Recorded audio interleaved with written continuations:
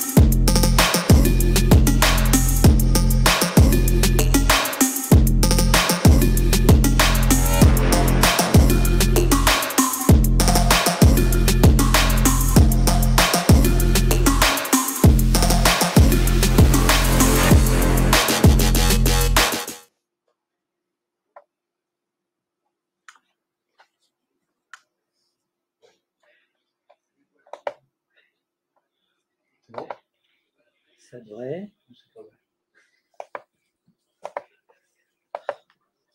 Voilà. C'est bon, il n'y a plus qu'à activer. Bonjour à tous. Merci d'être présents à cette session. On est ravis de refaire des événements en physique. Depuis quelques temps, c'était assez rare, comme vous le savez. Donc, je me présente très vite. Mon nom, c'est Patrick Gimonet. Ah. Pas de problème. Je suis plutôt parisien, basé autour de Paris. Mon rôle, c'est d'être architecte de solutions avec les outils Microsoft 365. Donc, j'aide mes clients à résoudre, on va dire, leurs problèmes métiers avec la belle palette d'outils dont on va parler dans la suite de cette session. Je suis conférencier et organisateur de conférences comme celle-là en France et à l'international. Et j'anime en particulier la communauté AMS, qui est un des co-organisateurs de cet événement. Donc la communauté AMS, ça veut dire Azure Microsoft 365 SharePoint. C'est issu de la communauté historique SharePoint et on est focalisé sur tous les outils Microsoft 365. On a mis Azure un peu dans le nom parce qu'il y a toujours un petit peu d'Azure quelque part, mais on va dire que le focus c'est vraiment Microsoft 365. Et comme son nom l'indique aussi, beaucoup de gens qui viennent du monde SharePoint, qui dans l'audience a fait du SharePoint un peu beaucoup dans sa vie. Plus grand monde, ça passe. Voir les gens ont honte maintenant de le dire peut-être. N'hésitez pas à vous connecter sur LinkedIn ou sur les réseaux sociaux, Twitter, Facebook. Et je suis MVP Microsoft depuis quelques années aussi. Donc MVP, j'aime bien pour ceux qui connaissent ce que ça veut dire MVP. En général, pas tant de monde que ça. J'aime bien dire qu'on fait un peu le travail de Microsoft, mais on n'est pas payé pour ça. Alors, en général, ça fait un petit peu rire. On le fait gratuitement. L'intérêt pour nous, en tout cas, c'est comment Microsoft nous rétribue, entre guillemets, de manière non monétaire, en nous donnant de l'information en avance de phase, notamment sur les nouveautés produits qui sont, pour certaines, pas encore annoncées. Et donc, ça nous permet d'avoir une bonne vision de ce que nous prépare Redmond, comme on dit dans les futures versions de Teams, de Microsoft 365 en général. Et ce que j'aime bien dire à l'international, bon, en France, ça fait assez banal, c'est que j'aime bien la baguette. Alors là, c'était une petite capture d'écran de baguette lors d'un événement fait au Qatar. Donc, vous voyez le mot baguette, traduire l'arabe, si ça vous intéresse.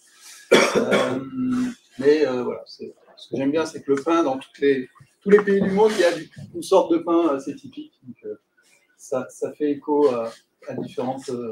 une part d'humanité qui est en nous, on va dire. J'aime bien aussi poser la question qui travaille à la DSI ou en tant que consultant à la DSI versus qui travaille dans les métiers. Donc, première levée de main, qui travaille plutôt côté DSI dans les organisations. Ok, en général, ouais, une petite moitié. Qui travaille donc plutôt côté métier. Alors, il y en a qui travaillent un peu des deux. Bon, souvent, le consultant, c'est un peu son rôle de faire Qui ne travaille pas. Qui ne travaille pas. Le consultant, c'est justement un peu son rôle de faire le pont entre les deux.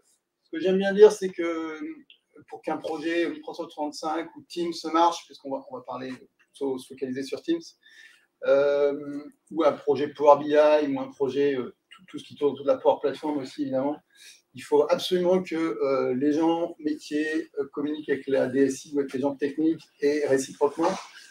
Si pour une raison X ou Y, cette communication ne se fait pas ou cette communication passe mal, il y a de la communication, mais le fit ne se fait pas, vous êtes en grand danger sur votre projet parce que soit vous allez passer à côté des enjeux techniques.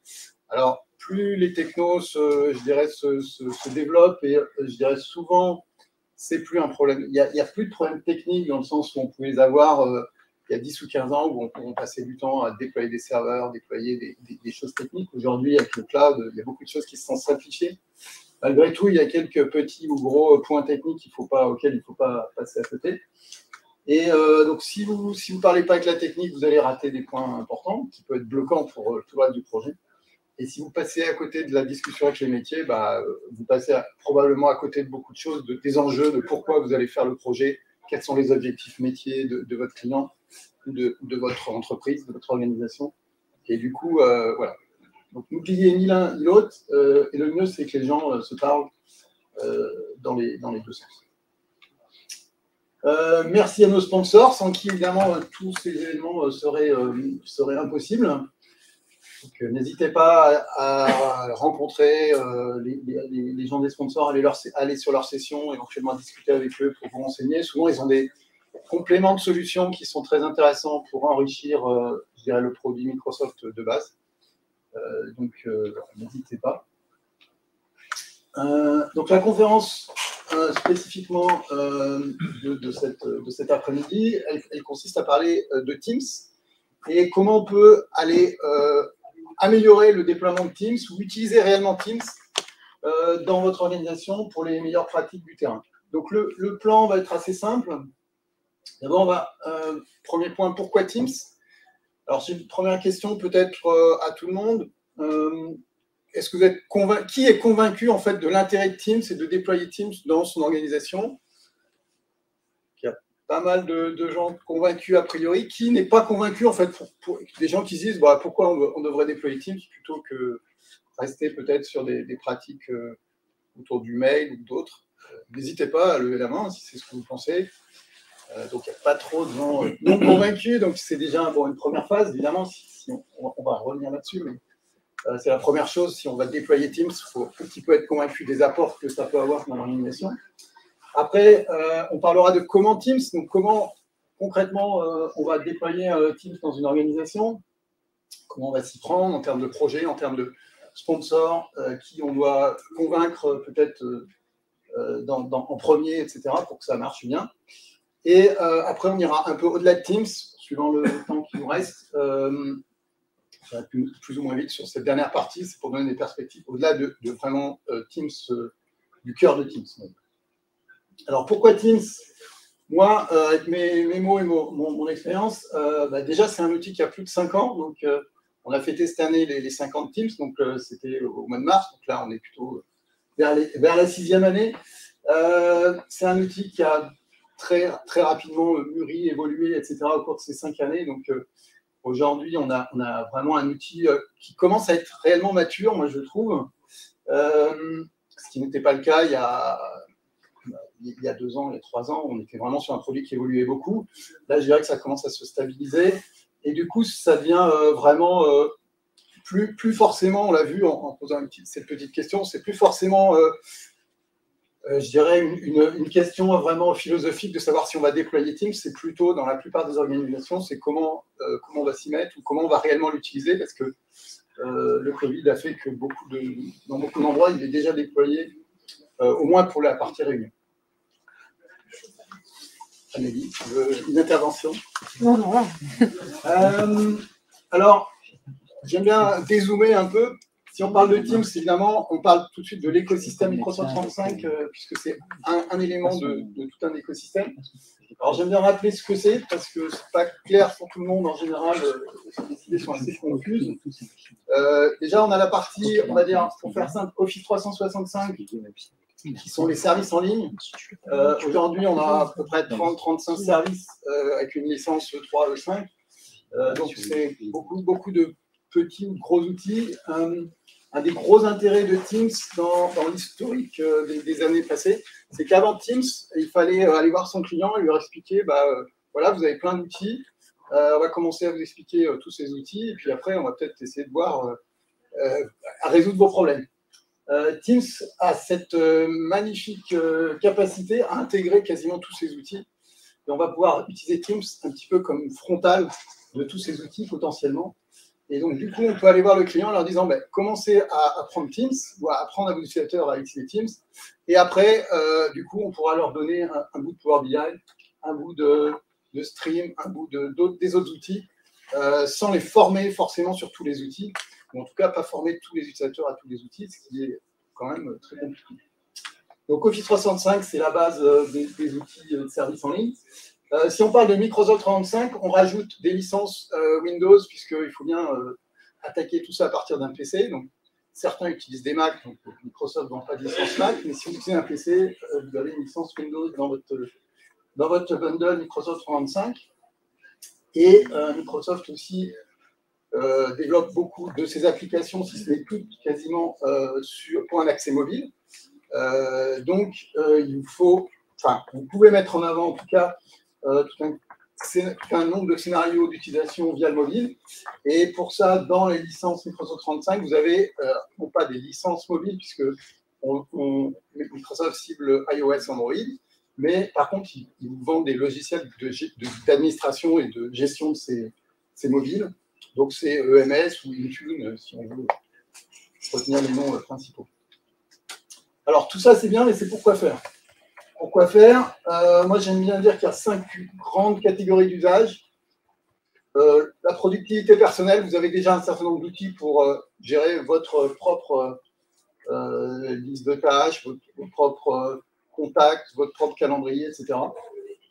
Vous avez des outils de gestion documentaire, et au-delà des documents, de gestion de la connaissance, de plus en plus.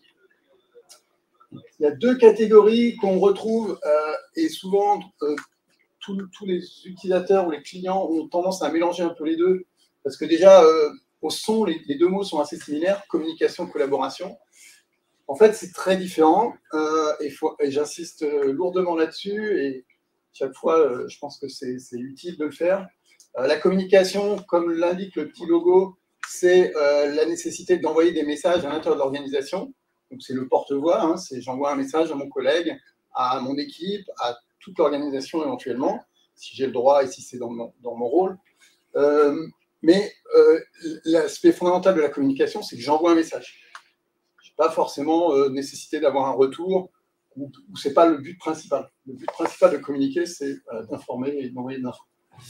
La collaboration, c'est très différent. La collaboration, c'est on se met tous ensemble autour d'une table virtuelle, et on va produire quelque chose. Souvent, c'est un objectif de production.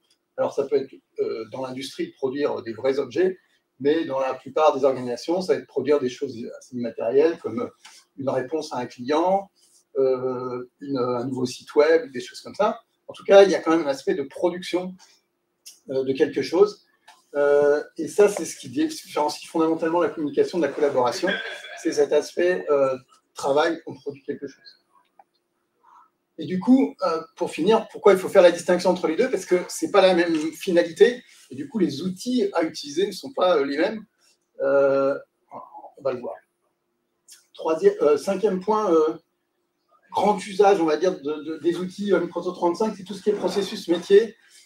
Si vous voulez digitaliser une organisation, vous avez un certain nombre d'outils qui vont vous permettre de digitaliser ces processus. Donc là, on est dans le domaine de ce que peut faire la Power Platform. On ne va pas en parler dans cette présentation, mais on pourrait y passer aussi facilement 1 heure sur le sujet. Et voilà, donc c'est tout cet écosystème. Alors, dans cet écosystème, Teams, ça produit quoi? Teams, en premier, et historiquement, ça a été un des premiers usages de Teams, c'était un outil de communication. Alors, vous allez le retrouver dans la barre des outils Teams. Alors, vous pouvez changer l'ordre, hein, donc c'est juste la façon dont je les organise moi, mais vous pouvez changer l'ordre de cette barre, hein, donc il n'y a pas forcément la même chose sur votre environnement. Mais en tout cas, vous avez un certain nombre d'outils qui sont des outils purement de communication. Le premier, c'est évidemment le chat, la conversation. Le deuxième, c'est la communication téléphonique. Alors, téléphonique avec audio ou audio-vidéo, les deux sont possibles. Et le troisième outil de communication, c'est le calendrier, pas en tant que tel, mais en fait, le calendrier nous permet de définir des réunions et tous les meetings qu'on a eus, en particulier dans la période du Covid, sont évidemment des moyens de communiquer avec nos collègues.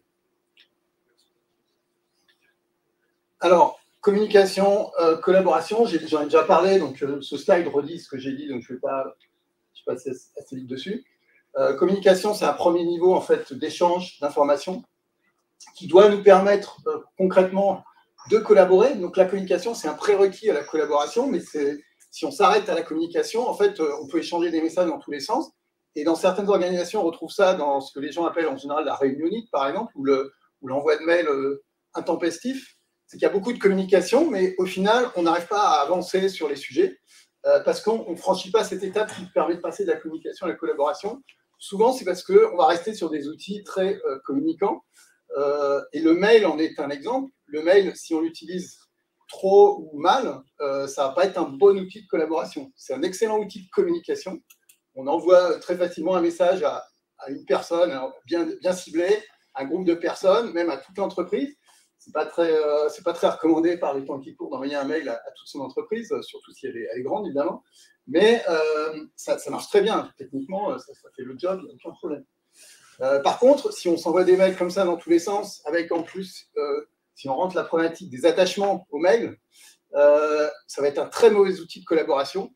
Parce qu'en fait, quand vous envoyez par exemple un tableau Excel en attachement à 10 personnes, si les 10 personnes vous renvoient une version modifiée du tableau Excel, vous avez 11 copies de votre tableau Excel. Donc, on ne peut pas faire plus mauvais, je dirais, comme outil de collaboration.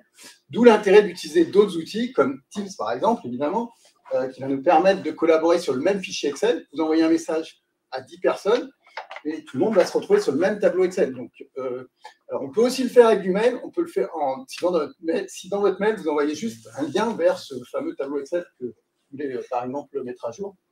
Mais ce sont des pratiques qui ne sont pas forcément très simples à expliquer aux gens. Donc, il vaut mieux utiliser un outil comme Teams qui va être nativement conçu pour ça. Et le but final de tout ça, ce n'est pas non plus de collaborer, créer des tableaux de PowerPoint ou des tableaux Excel, ça peut être sympa, mais à un moment, le but, c'est de franchir une étape supérieure pour que tout ça aille dans le sens de ce que veut faire l'entreprise, c'est-à-dire éventuellement vendre des choses, produire des choses, etc. Donc, Teams nous permet de faire ça plutôt. Donc, on a vu les usages communication. Il ne faut pas en rester là. C'est ça le message de ce slide et de cette discussion sur la communication et la collaboration. Il faut passer dans la deuxième étape de Teams, deuxième niveau d'usage qui est hyper important. C'est la partie équipe qui va nous permettre de structurer en fait des espaces de collaboration à l'intérieur de l'organisation pour justement franchir cette étape de pur échange. Pour aller au-delà.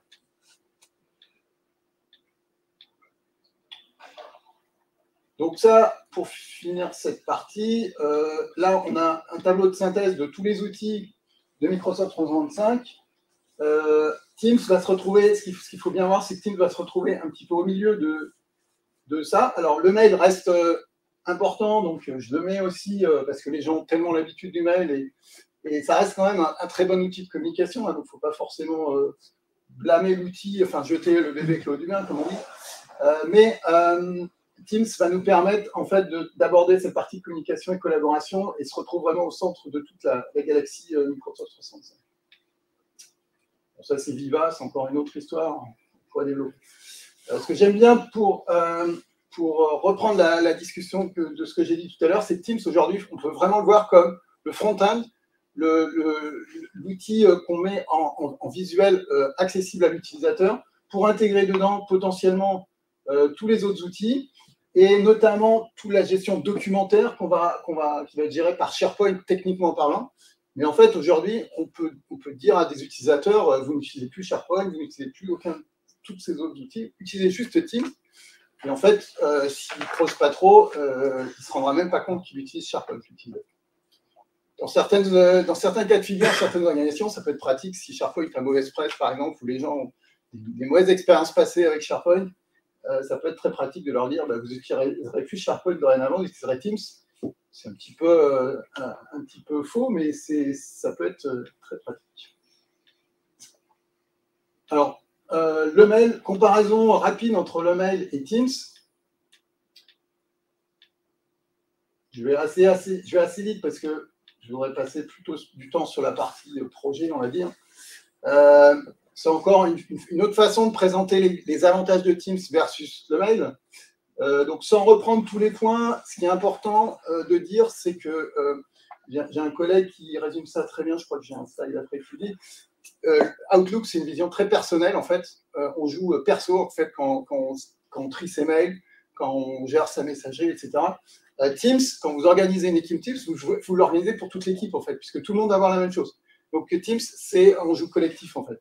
Donc, c'est ça le gros gain entre Teams et SharePoint et Outlook, c'est que quand vous êtes dans votre messagerie, chacun l'organise à sa façon. Alors, c'est aussi un des aspects sympas de la messagerie, c'est que voilà, si moi j'ai envie de trier mes mails, de les ranger dans les petits dossiers, etc., j'ai mon propre classement, etc., je le fais comme je veux.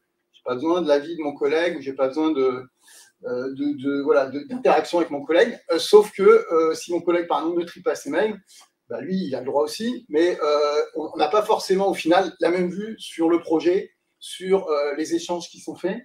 Un autre problème très, très important avec le mail, c'est quand il y a une nouvelle personne dans l'équipe, comment on fait pour lui donner accès à l'historique de ce qui s'est passé. Alors, s'il y a un mois d'historique, ce n'est pas forcément très compliqué, on va lui faire une petite copie de mail, des mails les plus importants éventuellement. Et si c'est un projet qui a duré beaucoup plus longtemps, c'est toujours très compliqué, voire impossible de lui transmettre un gros paquet de mails en lui disant regarde là-dedans, c'est tout l'historique du projet depuis 6 mois, depuis 2 ans. Avec Teams, ça se fait naturellement, on va rentrer la personne dans l'équipe et elle récupère automatiquement tout l'historique en termes de documents, en termes d'échanges, etc. Un autre point très, très différenciateur entre les deux outils que j'aime bien souligner, c'est que dans Outlook, dans n'importe quelle messagerie, vous êtes en asynchrone, forcément. Vous envoyez un mail, des fois ça arrive dans les 10 secondes, ou même dans la seconde après. Des fois, votre mail, il peut mettre 1 heure, 2 heures, des fois il n'y arrive jamais, en fait, de l'autre côté. On ne sait pas pourquoi, ça arrive, il y a des mails qui se perdent, etc. Teams va vous permettre de travailler en asynchrone, donc vous pouvez envoyer un message et puis si vous n'êtes pas pressé, vous revenez le lendemain voir si votre collègue a répondu. Mais vous pouvez aussi travailler en synchrone dans le même outil, et ça c'est puissant, parce que si vous êtes très pressé par le temps, vous devez rendre une proposition commerciale dans les 3 heures, vous pouvez vous assurer que vous connectez avec vos collègues, l'équipe de réponse, on va dire, et vous travaillez tous ensemble au même endroit, au même moment, dans le même outil. Donc ça, c'est vraiment une des puissances de Teams, c'est de permettre ce travail à la fois synchrone et asynchrone dans le même outil.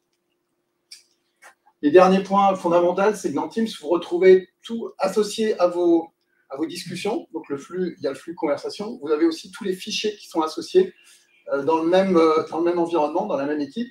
Là où dans Outlook, les fichiers ne sont pas stockés, enfin en tout cas ne devraient pas être stockés, même si des fois ça sert un peu de rangement dans certaines organisations. La messagerie ne doit pas servir de stockage de fichiers par définition, donc on va les trouver ailleurs. Des fois, on a du mal à les trouver ou à les corréler avec les échanges de mails. Donc ça, c'est hyper important. Un dernier point qui milite en faveur d'un outil comme Teams, c'est le travail hybride. Alors, comme vous le savez, les gens ne veulent pas forcément tous, hein, on est tous concernés. Les gens veulent continuer pour beaucoup à travailler à distance, en partie en tout cas. Les gens veulent à la fois travailler à distance et veulent à la fois retourner voir leurs collègues, avoir du lien social. Donc on est pris dans une espèce de schizophrénie entre je veux travailler loin, mais je veux être quand même connecté à mes collègues en direct. Et donc ça, un des moyens de le régler, je ne dis pas que c'est la panacée, mais un des moyens de le régler, ça peut être un outil comme Teams qui permet à la fois de faire du synchrone et de l'asynchrone, comme on vient de le dire.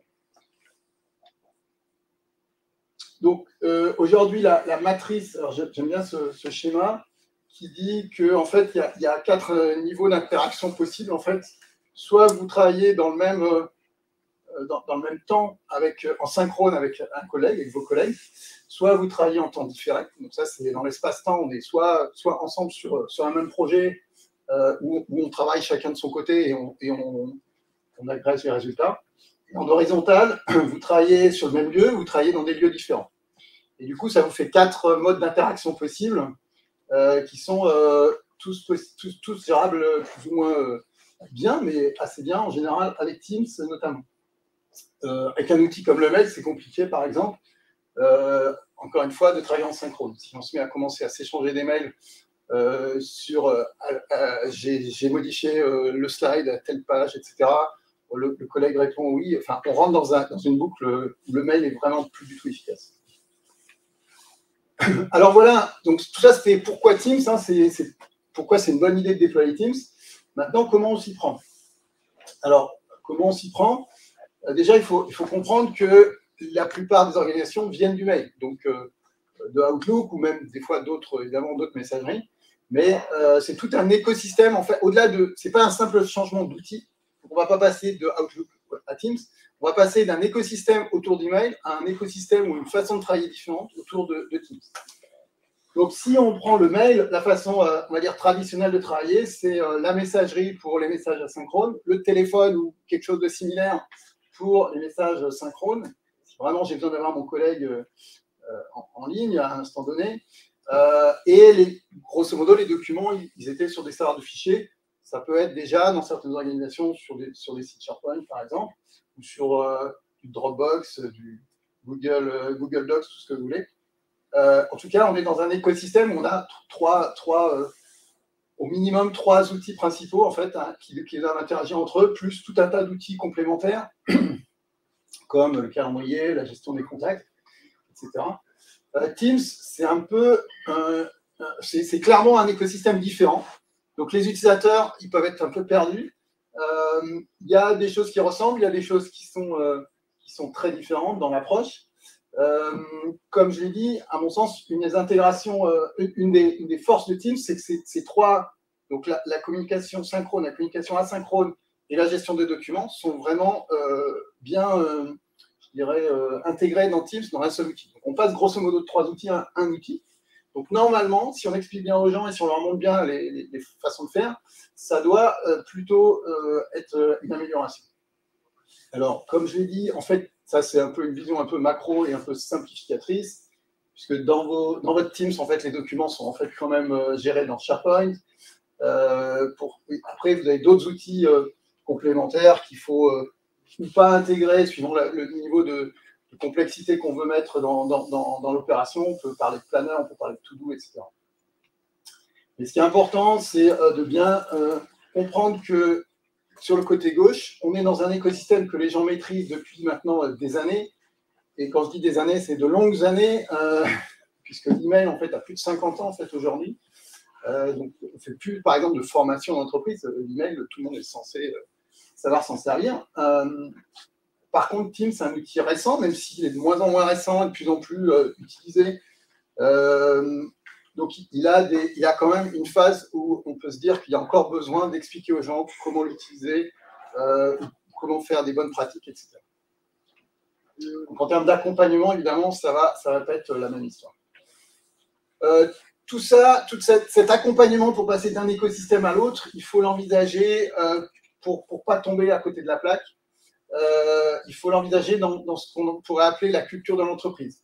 Chaque entreprise, chaque organisation a évidemment une histoire spécifique, une vision de savoir où ils veulent aller, de comment ils veulent travailler, des valeurs plus ou moins partagées, plus ou moins communes sur des habitudes sur ce qu'on fait. Par exemple, est-ce qu'on fait beaucoup de réunions, est-ce qu'on fait beaucoup de communication à l'intérieur des équipes ou pas, etc. Donc, toute cette culture, ce qu'on peut appeler, se résumer sous forme de la culture d'entreprise, va avoir évidemment un impact très fort sur comment on va devoir expliquer un outil comme Teams ou comment on va pouvoir le faire et comment on va pouvoir faire prendre conscience aux gens qu'ils vont gagner en efficacité en utilisant un outil basé sur la collaboration. Un des gros freins qu'on peut avoir, c'est des entreprises où la culture du partage de l'information n'est pas répandue. Il y a des entreprises où partager de l'information, c'est perdre du pouvoir, en fait. Et du coup, un outil comme Teams, où par défaut, on va dire, dans une équipe, je partage toutes ces infos, les échanges. Je peux avoir des échanges avec un collègue, mais les 15 autres personnes de l'équipe vont voir ces échanges. Ça peut poser des problèmes, on va dire, existentiels. Les gens vont se dire, moi, je partage ma petite connaissance, tout le monde va pouvoir la voir, donc j'ai plus le même pouvoir. Donc ça, c'est vraiment important d'intégrer ça, de sentir ça, et de le jauger avant de déployer un outil et de voir comment on doit l'accompagner. Un autre point fondamental, c'est comment la direction de l'entreprise perçoit tout ça. Est-ce que la direction de l'entreprise est plutôt le moteur dans cette démarche? Est-ce qu'elle a conscience de la démarche? Si ce n'est pas le cas, il vaut mieux aller lui expliquer le plus vite possible. Alors, ce n'est pas toujours facile, ce n'est pas toujours prévu dans le plan projet, etc. Mais c'est un point fondamental. C'est-à-dire que, moi je dis toujours, quand votre chef vous envoie un mail, vous allez rarement lui répondre dans Teams. Ça, c'est une certitude. Donc, le rôle et l'implication de la direction va être fondamental. Et je dirais que si on peut, dans l'idéal, il faudrait commencer par là.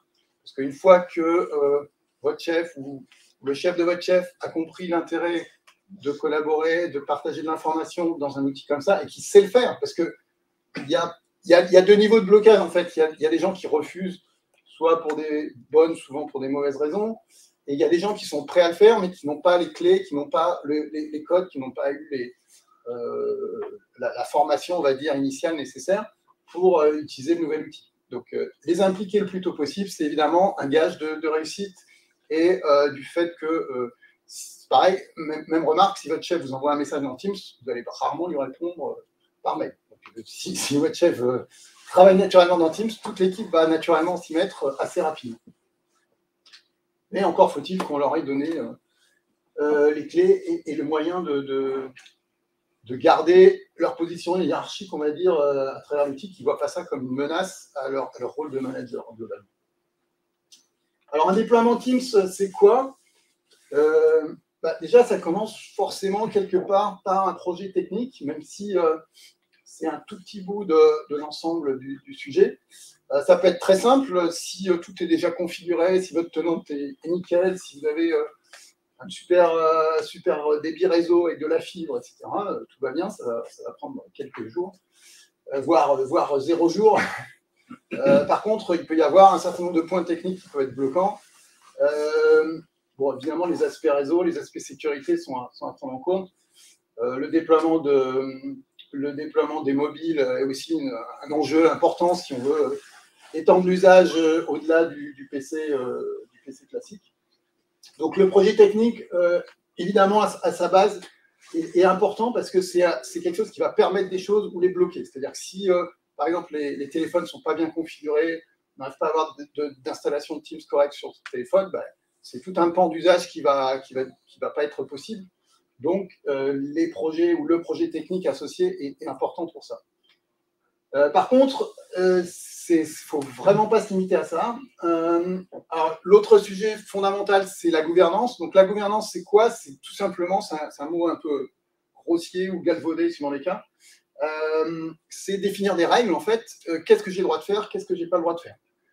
Donc, c'est tout simplement se poser la question, dans l'organisation en question, qui, par exemple, va pouvoir avoir l'autorisation de créer des équipes Teams? Est-ce que c'est tout le monde? Par défaut, Teams est configuré comme ça, mais dans beaucoup d'organisations, ce n'est pas forcément souhaitable. On veut peut-être réduire ça à des rôles particuliers. Ça peut être des chefs de projet qui ont forcément des autorisations particulières lorsqu'ils lancent des projets, de créer des équipes Teams associées, etc. Donc, la gouvernance, c'est se poser toutes les bonnes questions sur qui fait quoi, qui a le droit de faire, et surtout ce qu'on interdit. Bon, ce qu'on interdit, parce que toutes les organisations aiment bien interdire des choses, on va dire que c'est un peu le réflexe de base. Quand je ne maîtrise pas trop l'outil, je vais commencer par interdire, je vais interdire Forms, Planner, je ne comprends pas trop ce que c'est, hop, j'interdis, je bypass. Nous, on se bat un peu contre ça, parce que c'est un peu facile de couper des pans entiers de Microsoft 365, on va dire, pour se rassurer, en fait, quelque part. Parce qu'il n'y a pas beaucoup de risques non plus à activer Planner, par exemple, sur une organisation, même si les gens ne sont pas formés, bon, bah, au pire, ils vont créer des planners qui n'ont pas de sens. Je veux dire, ça ne va pas mettre en péril l'organisation. Par contre, si on leur explique un petit peu à quoi ça sert, il y a plein de cas où ça va nous aider à avancer dans notre objectif de collaborer plus efficacement, d'arriver à des actions plus rapides, etc. Donc, bloquer trop de choses, c'est toujours un problème, parce que surtout les organisations, elles ont payé, elles ont acheté une licence Office 365, Microsoft 365, avec un certain nombre d'outils dedans. C'est un peu bête de se dire, bah, j'achète quelque chose qui y a 30 outils, j'en désactive 20, parce que je ne sais pas trop j'ai pas le temps de me poser la question de savoir ce qu'il faut. Donc la gouvernance, oui, évitons de bloquer tout par principe. Après, c'est hyper important d'avoir des règles claires pour savoir qui fait quoi et comment on s'y prend. Une fois qu'on a fait ça, enfin, quand je dis une fois, c'est logiquement, dans la pratique, ça peut commencer à peu près au même moment dans le temps. Hein. On va pouvoir faire ce qu'on appelle le process d'adoption. Donc, le process d'adoption, c'est tout simplement expliquer aux gens, faire de la communication. Alors, pour le coup, c'est faire de la communication. C'est essentiellement un process de communication. C'est pour ça que souvent, on va utiliser, par exemple, un site SharePoint qui va permettre de centraliser des vidéos, des tutos, tout un tas d'instruments de communication pour partager avec les utilisateurs comment utiliser les outils, comment on s'organise dans l'organisation elle-même, quelles vont être les règles d'activation des Teams, des sites SharePoint éventuellement, de stockage des données, donc tout ce qui est gestion documentaire, même si elle n'est pas forcément toujours très formalisée, mais c'est important que les gens sachent où ils vont mettre leurs documents par défaut, etc. Un point important, c'est que l'adoption, c'est quelque chose qui est sans fin. Alors ça, c'est quelque chose dans le monde informatique quand on dit ça peut heurter parce qu'on se rend compte que ce n'est pas un projet, en fait. Un projet, par définition, en informatique comme dans le reste de la vie, un projet, c'est quelque chose qui commence un jour, qui dure un certain temps et qui se termine. Là, on parle d'un process sur le long terme ou d'un programme, on peut parler aussi, mais c'est quelque chose qui est sans fin. Pourquoi ? Parce que les outils Microsoft évoluent. Vous le savez certainement, ils évoluent même plutôt pas avec beaucoup de nouvelles fonctionnalités très régulièrement. Les gens aussi évoluent, c'est-à-dire que vos utilisateurs, quand vous leur expliquez la première fois qu'on va activer Teams, etc., ils connaissent par définition pas grand-chose, sauf s'ils ont utilisé Teams dans une autre équipe ou dans une autre organisation. Mais 6 mois après, ils ont quand même utilisé certainement pas mal de choses. Ils ont des questions certainement plus avancées, des sujets qui vont vouloir creuser, qui seront différents de ceux d'il y a 6 mois, et vous prenez ça régulièrement, ils avancent aussi dans leur usage, dans leur pratique de l'outil, etc. Donc, c'est vraiment, il faut voir ça comme un process sans fin, même si ça peut un peu faire peur. Mais il y a aussi le fait qu'il y a toujours dans une organisation des gens qui s'en vont, des gens qui arrivent, des nouveaux employés en général, ou des gens même à l'intérieur de l'organisation qui bougent. Donc, les pratiques, par exemple, du Teams de la finance ne sont pas forcément les mêmes que celles qu'on va mettre en place Teams du marketing, par exemple. Donc tout ça fait qu'il faut repasser un certain nombre de messages sur l'adoption très régulièrement. Donc voilà, ça se répète dans le temps.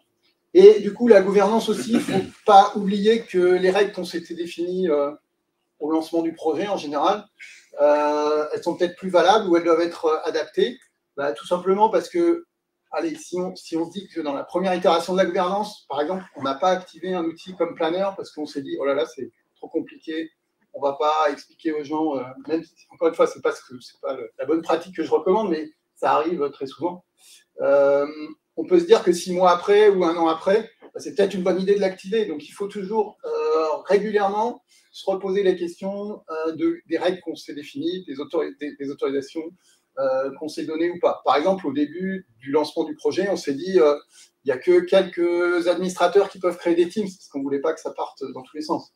6 mois après, 1 an après, les gens ils sont beaucoup plus matures, ils savent beaucoup plus ce que c'est une équipe Teams, qu'est-ce qu'on peut mettre dedans, etc., à quoi ça sert. On peut se dire qu'il y a plus de gens, voire toute l'organisation, à un moment, qui peuvent être matures, suffisamment matures, pour décider si on doit créer une équipe Teams ou pas. Donc ça, c'est aussi important de revenir régulièrement sur la gouvernance pour challenger en fait les règles qu'on s'était données à un instant donné, et elles étaient certainement très pertinentes. Mais 6 mois après, ou 1 an après, ou 2 ans après, elles sont évidemment pas forcément les mêmes. Enfin, elles doivent évoluer, ou elles peuvent évoluer en tout cas. Et tout ça, ça doit se penser à l'aune des usages. Donc, si on raisonne purement technique, c'est intéressant, mais ça reste très basique par rapport aux besoins fondamentaux qui est pourquoi l'entreprise utilise Teams. Et donc, se reposer ça dans le cadre de la collaboration de manière générale et de quel est l'objectif de l'entreprise. Donc, évidemment, chaque entreprise, chaque organisation va avoir une vision assez différente parce que suivant qu'on est un cabinet de conseil ou une entreprise industrielle ou une entreprise déjà ou une entreprise d'agroalimentaire, évidemment, on n'a pas les mêmes usages. Du coup, l'adoption de l'outil ne sera pas la même. Alors, définir des règles, le rôle de la gouvernance, on en a parlé. Alors, les usages des équipes Teams, je vais passer assez vite pour qu'on arrive au bout en temps et en heure. Ça, c'est un exemple de gouvernance qu'on doit absolument se poser, c'est comment j'organise mes équipes Teams, quels sont les grands usages que j'ai de mes équipes Teams. Là, c'est un schéma qui s'adapte à la plupart des cas de figure. En général, c'est une organisation assez matricielle, donc des équipes liées à l'organisation, le service marketing, le service RH, le service communication. Tout le monde doit avoir son équipe Teams. Ensuite, j'ai des équipes plutôt projet. Donc là, c'est plutôt, enfin, tout dépend comment on dessine l'organisation, mais une couche horizontale, une couche un peu verticale. J'ai aussi des équipes un peu transverses ou process, qu'on peut dire process. Par exemple, un process de facturation. Je pense que toutes les entreprises doivent avoir un process de facturation, sinon il y a un problème, ou elles ne vivent pas très longtemps. Ça va forcément impliquer le service financier, par exemple, et le service commercial, en fait, différents services qui vont avoir un espace Teams dans lequel ils vont échanger pour partager les infos nécessaires ou les documents nécessaires à ce process. Et en dernier type de grand type d'équipe qu'on rencontre très généralement, c'est tout ce qui est groupe d'intérêt. Par exemple, tous les utilisateurs de la solution Microsoft 365, c'est bien qu'ils aient un espace d'échange pour poser leurs questions, échanger leurs trucs, et etc. S'il y a intérêt, pourquoi on ne passe pas sur des communautés Yammer? 3 minutes avant la fin, c'est challenging. C'est vicieux. Moi, je réponds, si tu as déjà moins de 10 000 utilisateurs dans ton organisation, Yammer ne se justifie pas trop. Parce que techniquement, tu peux faire une communauté dans Teams ou dans Yammer, ça va être à peu près la même chose. Après, il y a des gains particuliers à Yammer, donc dans les très grosses organisations, ça c'est évident, parce qu'il y a chez Total, par exemple, tu ne peux pas faire une équipe Teams où il y a tous les gens de Total. Par contre, tu peux faire un groupe Yammer où il y aura tout le monde. Donc, au-delà à la limite technique aujourd'hui, c'est 10 000 utilisateurs dans une équipe Teams. Donc, si tu es au-delà, il est clair que Yammer a un intérêt très basique, pas très, très direct. Et après, c'est aussi qu'est-ce que tu veux faire tes échanges. Par exemple, un flux Yammer, tu peux l'intégrer très facilement dans un site SharePoint, ce qui n'est pas le cas aujourd'hui d'un flux Teams, enfin, d'une conversation Teams. Donc, il y a des petites subtilités comme ça techniques. Mais voilà, ce que je peux dire en 2 minutes. Mais c'est un bon sujet, effectivement. Voilà. Les équipes Teams, donc en mode matriciel, c'est un peu ce qu'on vient d'expliquer, c'est que les gens doivent se retrouver à la fois dans leur organisation, doivent avoir au moins un Teams de rattachement, et puis s'ils sont sur N projets, qui se retrouvent un Teams par projet, c'est assez naturel. Tout ça, c'est bien, mais comme je l'ai dit, il faut après communiquer. Donc l'adoption, ça c'est le grand domaine de l'adoption, c'est qu'il va falloir communiquer aux équipes comment utiliser Teams et quelles sont les bonnes pratiques et qu'est-ce qui a été décidé dans l'organisation. Donc là, c'est le genre de communication que l'on peut avoir. Teams est plus efficace que la messagerie. Ça, c'est une vidéo, vous aurez le lien dans les slides. Leur expliquer qu'on travaille plus efficacement directement, par exemple, dans Teams en mode coédition que si on s'envoie des attachements mail, des choses comme ça. apprendre la bonne pratique, donc apprendre les pratiques Teams. Donc il y a ce qu'on pourrait appeler une nette étiquette, donc une façon de parler dans Teams. Par exemple, dans un message Teams, on va pas mettre en général bonjour, chers collègues, comment allez-vous, finir par cordialement, sans pied pas, etc. Teams, c'est un peu plus rapide, on va dire, les échanges, c'est voilà. Donc, savoir comment on pratique les messages dans Teams, c'est important pour certaines organisations, ce n'est pas évident. Et voilà. On retrouve le message que j'ai mis tout à l'heure. Donc, ce que j'ai dit tout à l'heure à l'oral, c'est passer d'un truc à Teams, c'est vraiment, il faut le voir comme passer de l'individuel au collectif. Quand vous travaillez dans Teams, à organiser une équipe Teams, à ranger les documents, etc., vous le faites pour vous et vos collègues. Ça, c'est aussi un gain de temps appréciable pour tout le monde. Si vous manquez d'idées sur les scénarios d'usage, je vous mentionne ce site qui est très intéressant, par un collègue qui reprend en fait à l'aide des outils comment on peut par exemple animer une équipe, animer une démarche, animer de l'innovation, animer un projet. Donc ça peut vous donner un certain nombre d'idées. Réinventer la com interne, c'est aussi un gros sujet. Et pour finir, donc là on a dépassé le timing, mais on est à peu près dans ce que je pensais tenir en fait. C'est finir sur l'idée qu'en fait Teams, ok, on a vu que c'était d'abord un outil de conversation, mais il faut pas, enfin de communication, mais il ne faut pas le cantonner à ça. Il faut passer pour en tirer tous les avantages sur la partie collaboration, équipe, etc. Et une fois que vous avez fait ça, alors une fois ou en parallèle, hein, on peut faire les deux, mais bon, on va dire logiquement, c'est plutôt après qu'on ait franchi ce premier niveau. Vous pouvez utiliser Teams comme en fait un intégrateur pour vos processus métiers. C'est aussi un peu la logique de Microsoft quand ils proposent Viva. Donc Viva, c'est un ensemble d'outils pour améliorer l'expérience du personnel dans l'organisation, mais ils viennent systématiquement s'intégrer dans Teams. C'est-à-dire que vous ne pouvez pas déployer Viva sans Teams. Donc c'est voir que Teams, en fait, ça vous amène en fait tout un tas de possibilités d'intégration d'outils, soit que vous construisez vous-même avec la Power Platform, soit qui sont proposés par Microsoft, soit par des éditeurs tiers.